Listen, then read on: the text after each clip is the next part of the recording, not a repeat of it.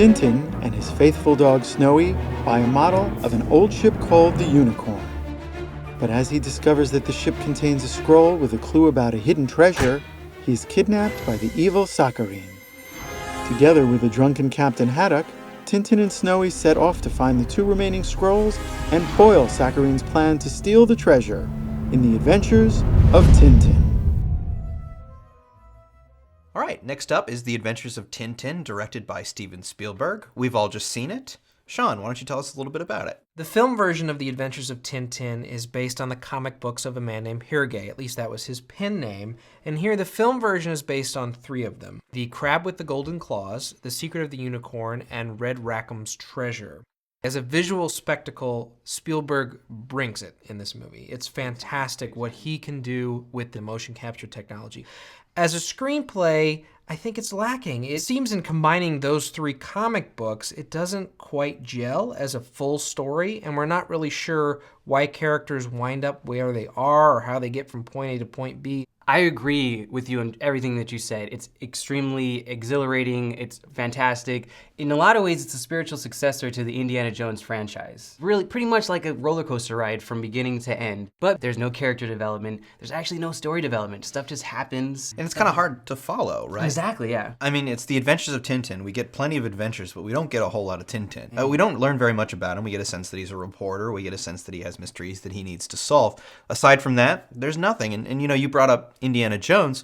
Indiana Jones is a very full-fleshed character. In the original Indy, you know, Raiders of the Lost Ark, we get a full sense of everything about that character. We know he's afraid of snakes. And there's a very early scene in the movie where they explain that, and then that gets called back later, and then he's stuck in a pit of snakes. In this movie, we never really get a full sense of how Tintin feels about anything. No. Even from the very beginning, we just see everything just happen to him. He doesn't really work for anything, so it really doesn't show any type of character development or change. Basically, the only thing that we really share with Tintin that we really find interesting about him is he has this nice little dog named Snowy. Which is actually a more developed character than Tintin himself. I would say so.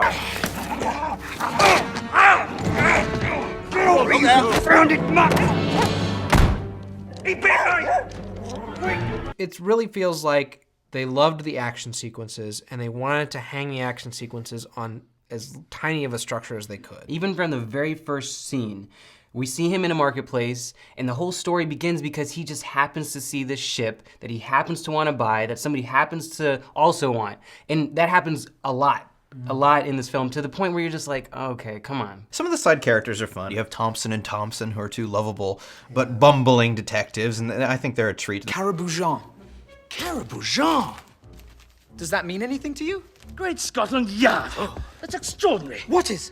Worthington's have a half-price sale on bowler hats. Really, Thompson? Well, one thing with Thompson and Thompson is it's played by Simon Pegg and Nick Frost, of course, from Hot Fuzz and Shaun of the Dead. So it's sort of playing off that fun idea of those 2 being a team, but they're playing twins. You don't really know it's them. Most of the performances in the film, I think, are sort of faceless, you know? I mean, Jamie Bell plays Tintin, which is already kind of a faceless character, so he's not really given too much to work with, but anybody could have played that role. I think the one person that really stands out is Andy Serkis, who's sort of the motion capture master, right? Yeah.